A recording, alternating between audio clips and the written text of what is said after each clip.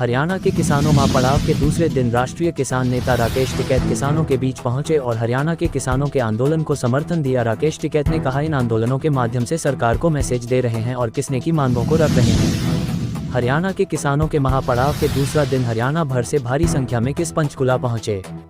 हजारों की संख्या में 17 किसान यूनियन और 10 ट्रेड यूनियन द्वारा किसानों विभिन्न मांगों को लेकर प्रदर्शन कर रहे हैं।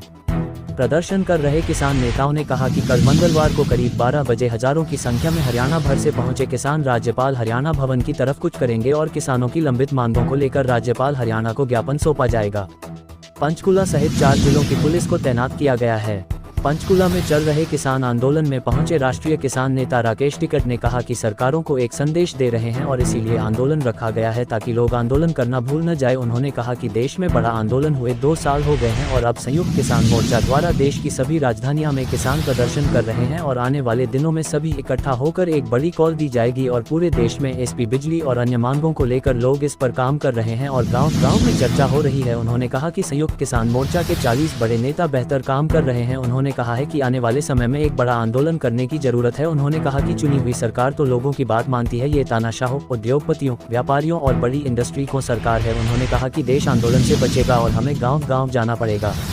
उन्होंने कहा कि आज वह हरियाणा के किसानों के बीच आए हैं और इसके बाद पंजाब के किसानों के बीच जाएंगे।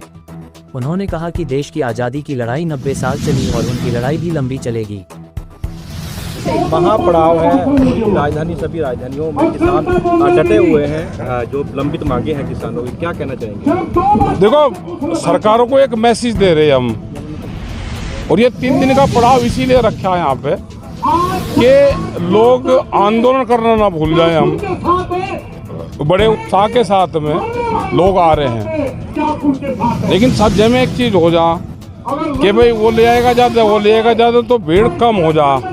लेकिन फिर भी ठीक है, क्योंकि 2 साल हो गए बड़ा आंदोलन करे और ये पूरे देश भर में जो संयुक्त मोर्चे ने जो कॉल दी, डॉक्टर साहब है, दर्शनपाल जी, अपने मान साहब है, हमारे सब जो लोग हैं, तो सब इकट्ठा होके आने वाले टाइम पे बड़ी कॉल दी जाएगी तो उस पर काम होगा। और पूरे देश में MSP का हो, बिजली का सवाल हो, फसलों के दाम का सवाल हो, इन पे काम हो रहा है। लोग चर्चा इनकी कर रहे हैं, गांव में चर्चा इसकी होती है अब।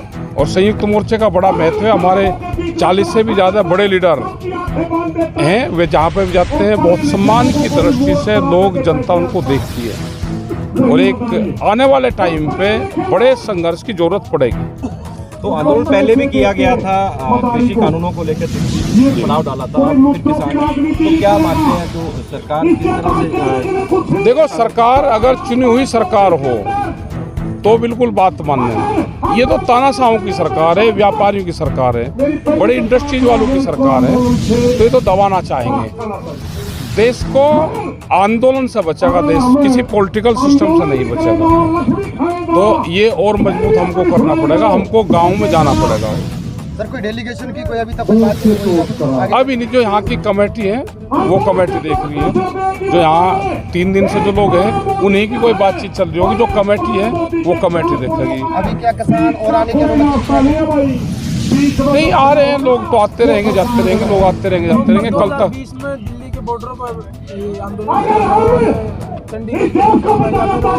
ये पूरे देश की राजधानियों पे है, ये अलग अलग हैं और ये 3 दिन की कॉल है जी। तो बड़ा आंदोलन किया जाएगा। अगर मांगे नहीं मानेगी, ये तो देश की जब आज़ादी की लड़ाई लड़ी गई तो 90 वर्ष चली।